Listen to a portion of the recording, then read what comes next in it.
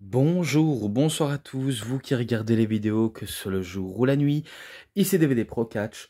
Oui, je suis de retour, je sais, même si je reconnais depuis pas mal de jours, je n'ai pas sorti de vidéo, par pure flemme, ou alors parce que, voilà, chacun de nous, ou de la plupart des personnes, profitent des vacances. Donc c'est un tout petit peu compliqué en ce moment, même si, voilà, je sais que je continue encore à regarder, mais que j'ai pas forcément la motivation d'en sortir une vidéo, donc je m'en excuse quand même. Bon, pour bien lancer cette vidéo, je me suis encore attaqué sur un DVD, mais cette fois-ci de deux DVD sur une seule pochette. The Hollywood Hulk Hogan, Hulk Still Roots. Donc, un DVD sur Hulk Hogan, en deux DVD bien sûr. Mais malheureusement, il est en zone 1 et c'est pas édité par Silvervision. Ouais, vu comment on voit TV14, LVD. Donc, la preuve que c'est pas, on va dire, du européen. Par contre, le seul truc négatif et que je regrette un petit peu, c'est que j'ai pas su faire de liste, malheureusement. Je n'ai pas su faire de liste et j'ai pas eu forcément le temps. Bien sûr, je vais vous montrer s'il y a les deux DVD, voilà. Au moins, vous saviez. Mais c'est pas grave. Alors, là, on voit tous les photos, Et ça a été fait en 2002 et malheureusement, il est en anglais.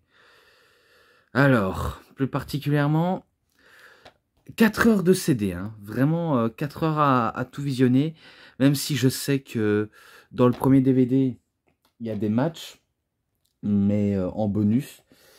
Donc, on va dire le premier chapitre, c'est le documentaire. En documentaire, je sais que Hulk nous raconte sa carrière dans le catch et aussi comment il a pu s'intéresser au catch ou comment on va dire entrer dans le milieu, du catch. Donc il nous raconte qu'au début, vu comment il n'était pas encore particulièrement, on va dire investi dans le catch, vu comment il était, on va dire pur dans la musique, vu comment il avait fait un petit groupe avec lui et ses amis, où il était guitariste, mais je pense pas en tant que guitariste et chanteur. Mais bon, il faisait partie de sa bande de potes qui voulaient devenir des rockstars, jusqu'à ce que voilà, ça lui a, on va dire, pas non plus mené à pas grand-chose, donc il décide de se lancer dans le catch en s'entraînant dans le club école de Hiro Matsuda. Et lors de son premier essai, Hiro Matsuda lui casse la jambe dès que son premier test et qu'il a failli, on va dire à ce moment-là, il a failli tout lâcher, Hulk Hogan. Il a failli vraiment tout lâcher jusqu'à ce que voilà, il commence à guérir de ses blessures et il revienne avec la motivation parce qu'en fait, le seul but pour Hiro Matsuda, c'est de savoir si la plupart des catcheurs, enfin futurs catcheurs, oserait devenir après un tel traitement. Heureusement, dans les écoles de catch, ça ne se passe plus du tout comme ça. D'ailleurs, encore heureux. Parce que c'est vrai que ça serait, on va dire, une très mauvaise chose. Mais bon, il faut mieux, on va dire, apprendre des bonnes choses que des mauvaises choses. Vu comment après sa carrière était lancée dans le catch, voilà, il a commencé à faire des petites salles où il y avait peu de gens. Et surtout, il a été déjà aussi à la New Japan Pro Wrestling. Vu comment je me rappelle qu'il est raconté qu'il parle un petit peu de la New Japan Pro Wrestling. Comme quoi il avait participé à un tournoi du G1 Climax. Pourtant, je pense pas que c'était, on va dire, le pur et dur G1 Climax, mais c'était le G1 Climax. Et qu'il avait remporté notamment le trophée et une ceinture qui allait avec. C'était pas le titre IWGP mondial, c'était un autre format, mais faut dire c'est un peu compliqué aussi avec la New Japan de savoir des tonnes de choses. Mais en tout cas, il avait participé à la New Japan. Bon, après, il avait aussi plusieurs surnoms et aussi beaucoup de gimmicks.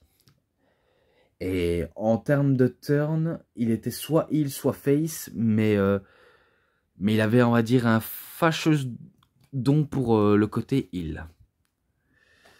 Jusqu'à ce que, voilà, on connaît la consécration pour Hulk Hogan. Il se fait remarquer par Sylvester Stallone, qui lui invite à jouer dans son prochain film Rocky 3. Et que Hulk Hogan, ben, lui, il avait fait transition entre les autres fédérations et la WWF.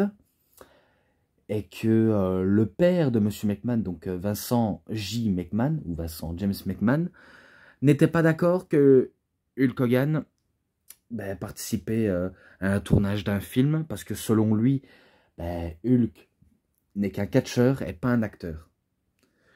Et maintenant, ben, on peut prouver que tout est possible, vraiment tout est possible, qu'on soit acteur, chanteur, catcheur, footballeur, tout est possible, même dans l'industrie du cinéma. Donc il ne pouvait pas refuser Hulk, mais il a accepté. Il avait accepté. Et c'est bien sûr là où il y a, on va dire, Mr. T, qui a été connu dans le film Rocky 3 sous le nom de Clubber Lang. Et, et après, un peu plus tard, dans les années 80, si je crois bien, alors qu'il était champion de la WWE, parce qu'il avait battu le Iron Sheik pour devenir champion, et avoir une très très très grosse consécration pour devenir le visage de l'industrie de la WWF, eh ben, il va participer dans un tournage, enfin, même pas un petit tournage, c'est vraiment une saison d'une série de l'agence Tourisque, là où il y a encore Mr. T, qu'on connaissait aussi sous le nom de Barracuda. Ah, que des souvenirs, vraiment que des souvenirs des années 80. Avec du recul, c'est sûr que c'était, on va dire, peut-être une meilleure période. Mais bon, j'ai parlé de ça. Après, il parle de son affrontement avec André le Géant. Et son association avec le Macho Man. Ses différentes rivalités. Même aussi avec le Warrior. Et après ça, si je crois bien, il continue à émerger encore, encore et encore. Malgré qu'il était un tout petit peu mis sous la touche selon lui. Même si, voilà, quand on s'appelle Hulk Hogan et qu'on est le favori de la foule, on n'est pas non plus sur la touche. Et quand Ric Flair faisait, on va dire, ses débuts officiels à la WWE, on a failli voir l'affrontement Ric Flair-Hulk Hogan. On a failli le voir, mais ça ne verra jamais le jour. Ça verra que le jour à la WCW, mais pas à la WWE, même si je sais que parmi tous les matchs que j'ai cités, il y a eu des matchs entre Hulk Hogan et Ric Flair à la WWE. Donc c'est indéniable qu'on ne peut pas passer à côté de ça. Et après, même si j'avais déjà expliqué dans le DVD de Vince McMahon, et il y a d'ailleurs des trucs que j'avais oublié de dire aussi sur Vince McMahon, lors de 2005, pour Vince McMahon, j'avais oublié de dire qu'au moment où il avait, on va dire, passé sous le ring, en glissant comme ça, eh ben, il se fait, on va dire, frapper les deux genoux sur les coins les plus durs du ring, les barres métalliques, et ça lui a, on va dire, arraché ben, les quadriceps du genou, je crois que c'est ça, ou que le ménisque, les ménisques des deux genoux, et qui se faisait opérer, voilà, patati patata. Et surtout, j'aurais pu parler, parce que je sais que j'ai beaucoup blablaté de chez blablaté, le segment de Kate Vick, au cas que lui l'aurait défendu. Donc il défend vraiment cette storyline en la trouvant géniale. Alors que personnellement, et je suis sûr qu'il y en a qui seront peut-être d'accord avec moi, ce n'est pas génial le segment de Katie Vick. Donc Katie Vick, on va dire, c'était la soi-disant copine de Kane, qui est, entre guillemets, morte d'un accident de voiture à cause de son alcoolisme, et que Triple H se déguisait en Kane pour rejoindre à ses funérailles, et pas la façon la plus glorieuse pour rendre hommage, mais en faisant, on va dire, des trucs c'est dur à dire, mais des trucs qu'il ne faut pas faire dans un cadavre, si vous voyez ce que je veux dire. Bien sûr, je sais de quoi je parle, mais on va dire faire un acte sexuel sur un soi-disant cadavre alors que c'est un mannequin. Bref, c'était dégueulasse, franchement, c'était vraiment dégueulasse ce segment. Même s'ils n'ont pas tout montré en détail, mais il faut dire c'est très mauvais goût, très mauvais goût. Donc ça, j'aurais pu en parler dans le coffret McMahon, et que maintenant je passe à Hogan. Bon, après, même aussi, Hulk Hogan n'a pas non plus été à l'abri des différents scandales, notamment le scandale des stéroïdes, auquel la fédération a été visée, les catcheurs ont été visés, et surtout, lui, il a été visé parce qu'il avait, on va dire, un peu dénoncé le mauvais côté, comment on prend des stéroïdes, pardonnez-moi, j'ai le hockey. Et surtout, même quand il y a eu le procès au tribunal, eh bien, il avait dû mentir en faisant croire que ce n'était pas vrai jusqu'à ce que, voilà, après ils vont dévoiler et que ça, c'est pas très intelligent de sa part et qu'il a, on va dire, un peu condamné la VVE à une toute petite faillite. Quand je dis toute petite, c'est vraiment toute petite, hein, vraiment pas une grosse. Et que après, on sait que ça, on va dire, lui a forcé à Hulk Hogan de quitter la fédération pour aller à la WCW. Pour que la WWF se consacre à la nouvelle génération et que lui, lui va se barrer. Et pourtant, selon les termes, il est, on va dire, arrivé à la WCW de manière normale, sous forme d'accord moral avec M. McMahon. Mais bon, si c'est pas une trahison, ça va l'être jusqu'à ce qu'il faut, on va dire, la guerre des lundis soirs, même si la concurrence était rude et qu'il fallait, on va dire, faire plus d'audience, faire plus de chiffres, plus d'argent surtout. Ça, on va dire, était une année, enfin, une période assez chaude et féroce en matière de concurrence, dans les années 90, 90 si vous préférez. Mais bon, ça c'était un peu plus tard, même si je sais que voilà, il est arrivé à la WCW avec ses couleurs jaune et rouge, jusqu'à ce que voilà, il se rallie à Hall NH pour former la NWO. Voilà, on connaît l'histoire. J'ai fait des reviews sur les coffrets de Hulk Hogan et surtout sur le coffret de la NWO. Donc j'ai pas besoin de vous en faire des caisses là-dessus. Si ce n'est que voilà, j'ai trop dit. Et même aussi sur un DVD des Monday Night Wars, même s'il m'en manque 2 coffrets. Voilà, on connaît l'histoire, on connaît tout l'histoire. Et qu'à la WCW, il menait un main de dictateur avec Eric Bischoff et ses acolytes. Et ça partait vraiment, mais vraiment dans tous les sens, vu comment ça gérait de manière anarchique et que c'était, on va dire, l'endroit le plus chaud pour mieux s'entendre avec les personnes, alors qu'il y en a qui ont des différends avec d'autres personnes, qui ont des différends avec d'autres personnes. Oh là là. Et c'est pour ça qu'après des années plus tard, lors de 2001, la fédération WCW allait être achetée. Même si je pense avoir oublié quelques détails dans le coffret, mais je sais bien que dans ce reportage, on raconte toute l'histoire, vraiment toute l'histoire. Bref, en 2001, il a été acheté par la WWE, qui était encore la WWF, encore. Pareil pour la ECW. Alors que lui, Hulk Hogan, si je crois bien, en 2001 ou 2000, il était invité dans la petite fédération de Jimmy Hart, auquel ça n'a pas eu énormément de succès, et que la XWF était destinée à disparaître.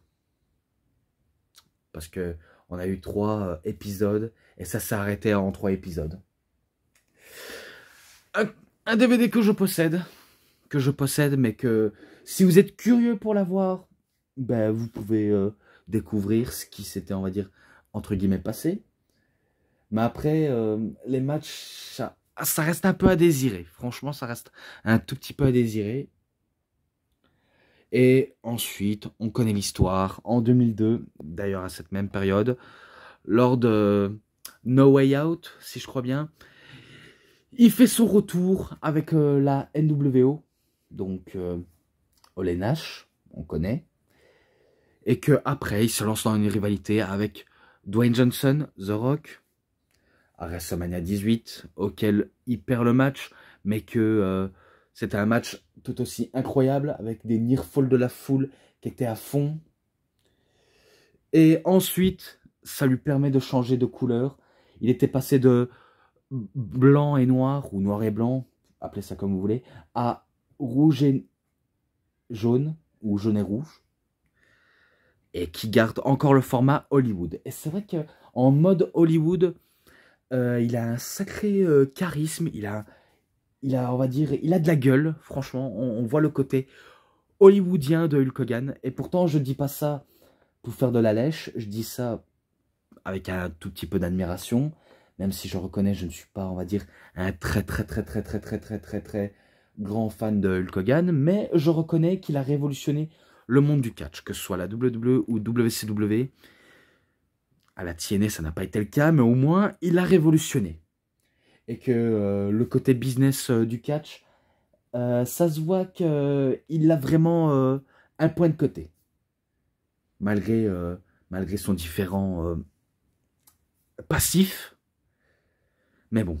Un dernier run pour Hulk Hogan en 2002, où il capture le titre de la WWE, enfin WWF, des mains de Triple H, mais sauf que son règne ne va pas être très long, vu comment il perd face à l'Undertaker. Et après, un run en équipe avec Edge. Et que après ça, c'est terminé. Même si je me rappelle qu'il y avait aussi dans ce documentaire où il allait peut-être aux petits access, rencontrer les fans, faire une dédicace, une photo. Bref, il y avait de tout. Il y avait de tout à savoir sur le reportage. Et maintenant, je passe au match. Mais dans le premier CD.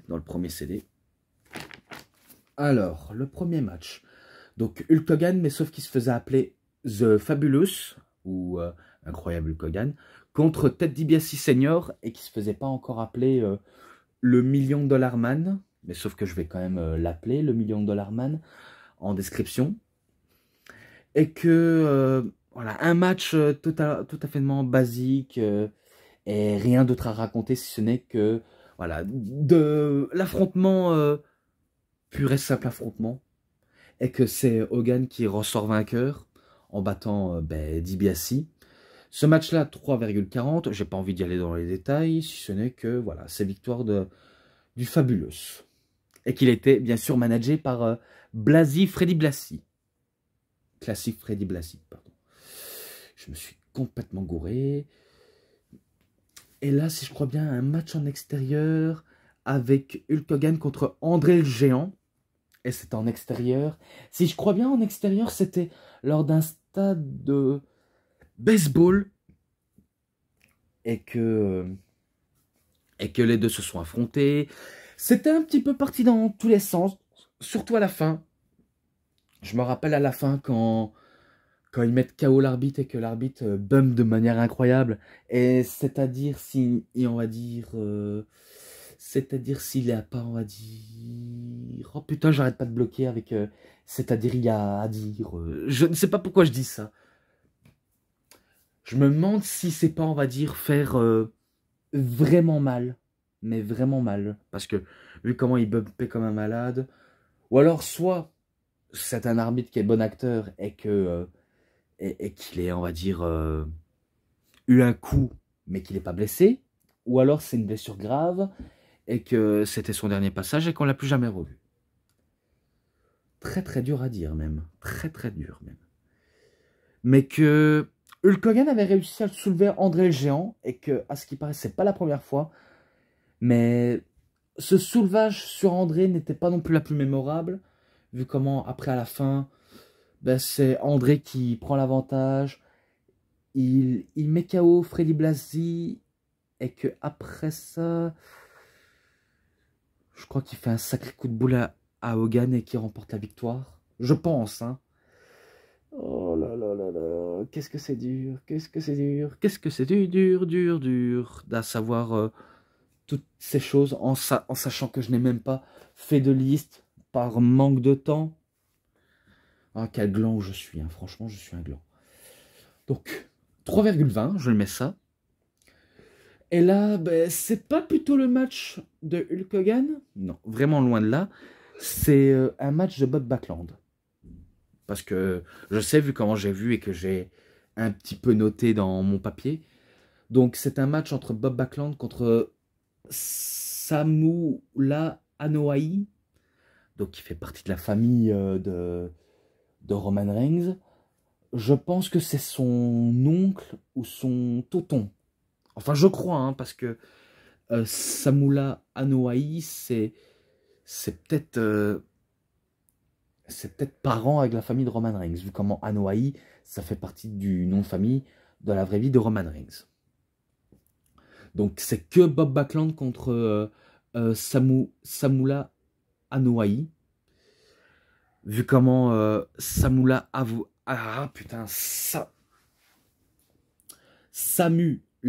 Anoa'i, il est accompagné par les Wild Samoan, donc Afa et Sika.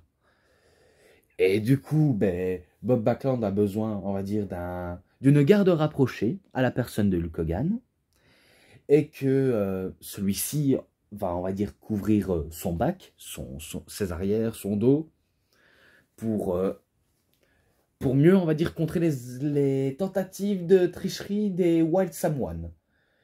Et finalement,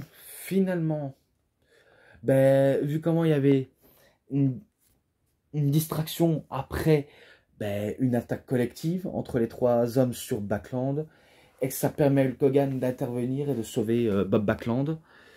Et du coup, c'est victoire de Bob Backlund par disqualification. Et ce match-là, 3,10. Vu comment j'avais un tout petit peu senti la supercherie. Après, il y avait d'autres matchs, mais sauf que les matchs que j'ai notés, ils sont un tout petit peu mélangés. Je ne sais pas si je vais réussir à me rattraper, si ce n'est que je vais passer, on va dire, des plus anciens. Et c'est très très dur pour moi à tout récapituler. Ouais, quel merdier quand même. Quel grosse merdier même. Bon, c'est pas grave, je prends un risque. Hulk Hogan contre The Big John Studd. Et c'était en extérieur, et je me rappelle surtout de la fin. Et la fin, ben, à vrai dire, j'ai pas trop compris, si ce n'est que c'était match nul. Et en plus, la merde à cette histoire, c'est que en extérieur, ben, il faisait pas très beau. Et qu'il a commencé à pleuvoir abondamment. Et c'est pas des conneries que je vous dis, c'est une réalité. Il a commencé à pleuvoir et ça a un tout petit peu gâché le match. Et du coup, ben, malgré que c'était un match de poids lourd et que ce match, on peut l'aimer ou pas dans l'ensemble, je lui mets quand même un tout petit 3,5 pour lui donner sa chance. Voilà, rien de méchant. Et là, ben, Hulk Hogan contre Nikolai Volkov. Victoire d'Hogan, facile. Donc 3,5. Et après ça, j'espère que je vais pouvoir poursuivre parce que c'est assez compliqué de chez compliqué. Hulk Hogan et André le Géant contre The Big John Studd et The King Kong Bundy. Et que pareil, le match aussi a fini en disqualification. Donc c'est les faces qui remportent et pas les heels. Car je me rappelle que Studd et Bundy se mettent à deux sur Hogan et après ils se mettent à deux sur André le Géant. Et du coup, ben, ça provoque une disqualification. Bref, ben, 3,20. 3,20, j'ai pas le choix. Vraiment pas le choix du tout. Et après ça, Hulk Hogan contre Roddy Piper. Et que le match... Oh là là là là là là là là. Le match aussi, ça s'est terminé en disqualification et que Piper perd par disqualification. C'est plutôt de la fin du match, parce que il y avait intervention de Bob Orton et peut-être de Paul Orndorff, mais sauf que c'était pas, on va dire, pour aider Piper, mais plutôt pour aider Hogan. Donc, bizarrement, il aide Hulk Hogan. et que c'est tellement rare, ça, des heals qui retournent la situation. Très très rare même. Donc 3,5 malgré tout. Ça va être dur tout ça, ça va être dur. Bon après je poursuis et là c'est en bonne et due forme contre Iron Sheik pour le titre. Et là on connaît tous la suite. Il remporte le titre et il devient pour la première fois champion de la WWE. Donc il y a quelques matchs qui sont en description. Donc celui de Iron Sheik, Paul Orndorff, André le Géant, excusez-moi. Celui de Ric Flair. Celui de l'Undertaker. Ouais, je crois que c'est ça.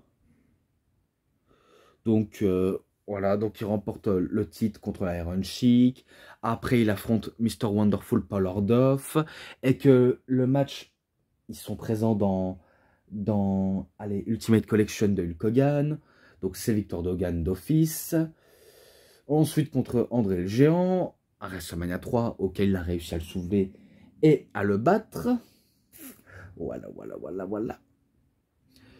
Et ensuite, après ça, si je crois bien, il fait équipe avec Brutus de Barber Beefcake contre The Macho Man et Zeus.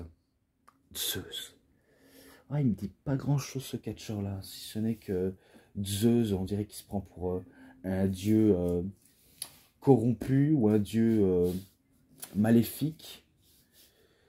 Bon, c'est pas, on va dire, la mer à boire pour l'équipe de Macho Man et Zeus, vu comment c'est victoire du Barbier et de Hogan.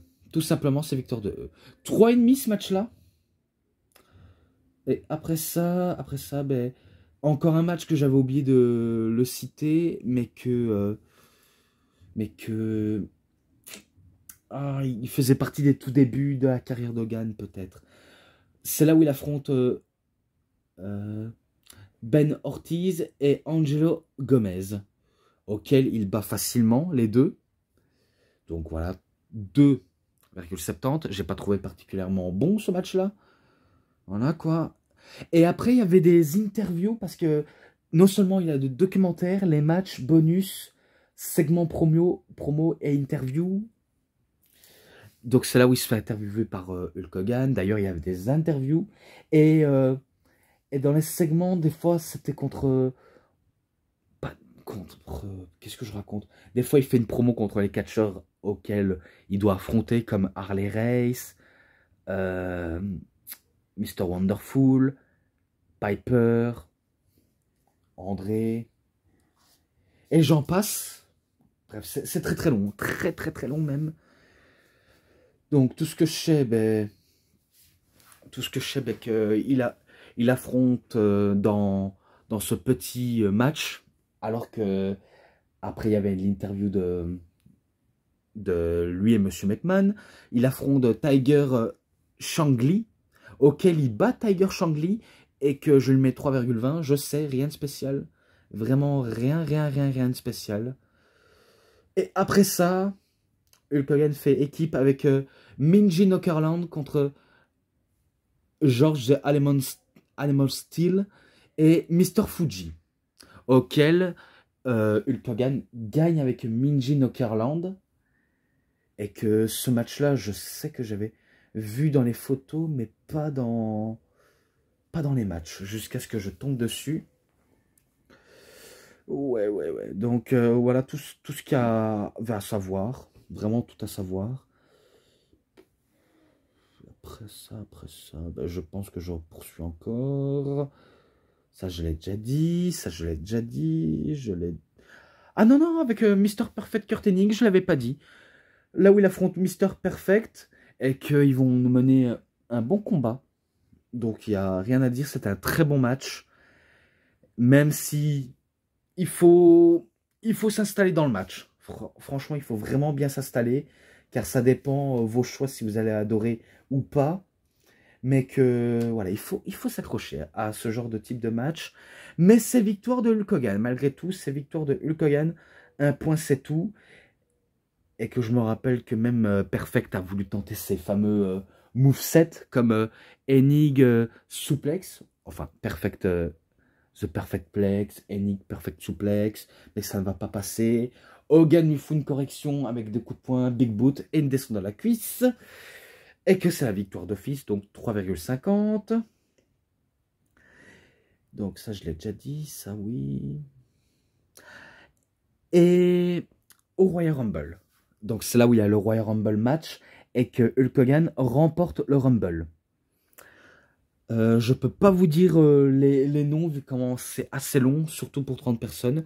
Mais voilà, c'est Hulk Hogan qui a remporté le Royal Rumble. C'est pas la première édition, hein. Mais en tout cas, c'est la première fois qu'il remporte le Rumble. Et après l'année qui suivra, il gagnera le Royal Rumble. Donc 3,70 ou 70 si vous préférez. Et après ça, un match Survivor Series. Attendez, traditionnel 5 contre 5 si je crois bien. Donc The Team Mega Powers contre The Team Mega Bucks. Donc je vais vous citer ça. De toute façon, je vais le mettre en description, ne vous inquiétez pas. Donc dans la Team Mega Powers, Hulk Hogan, Randy Savage, mais aussi Hercule, Coco Beware et I Billy Jim. Et dans les Mega... The Team Mega Bucks de Twin Towers, donc Big Boss Man et Hakim. Il y avait aussi le Million Dollar Man Ted DiBiase, Senior bien sûr, le Roi Haku et The Red Roasters. Et bien sûr, parmi l'équipe Face et Heel qui remporte le match, c'est l'équipe des Face qui remporte le match et pas les Heel, malheureusement. Donc, pour ce match-là, 3,60, vraiment 3,60. Et maintenant, ben, je repoursuis en finissant en beauté avec Hulk Hogan contre Ric Flair lors de Starrcade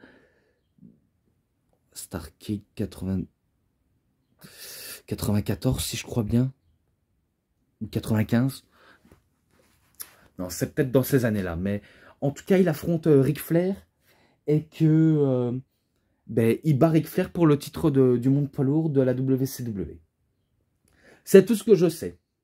Donc voilà, victoire de Hulk Hogan en description. De toute façon, les matchs seront en description.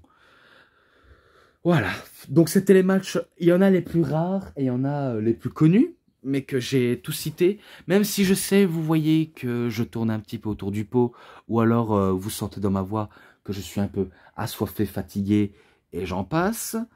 Mais bon, ce n'est pas grave, du fait que j'ai quand même découvert ben, le tout dernier CD de Hulk Hogan, même si je sais qu'il me manque celui de la TNA en DVD. Je sais pas s'il existe aussi en cassette. Je sais que de WWE, il existe en cassette, 3 fois en cassette, et peut-être de WCW, avec son histoire à lui, peut-être. De toute façon, que ce soit DVD ou VHS, ça va être chaud pour moi à les trouver. Franchement, ça va être très très chaud même. Mais bon, en tout cas, il était quand même excellent, même si c'est pas, on va dire, ce que vous recherchez. Mais pour la découverte, c'était quand même excellent. Donc, pour récapituler, le documentaire, les matchs, les bonus, les segments promo, et les interviews et l'ensemble, 4,70. Voilà, je le mets 4,70. Et oui, pas mal tant d'années, entre 80, 90, 2000, un petit peu 2010, Hulk Hogan a toujours dirigé envers et contre tout. Et que c'est comme ça que va se conclure cette vidéo. Donc, c'est tout pour cette review. C'était DVD Pro Catch. J'espère que ça vous aura énormément bien plu. Et si vous avez aimé cette vidéo, vous savez ce qu'il vous reste à faire. Likez la vidéo, commentez, partagez, abonnez-vous à ma chaîne et cliquez sur la petite cloche pour avoir plus des notifications et des prochaines vidéos. Et moi, je vous dis bonne journée, bonne soirée à tous. Au revoir tout le monde pour une prochaine vidéo. A plus à tous les fans de catch. Allez, bye bye tout le monde.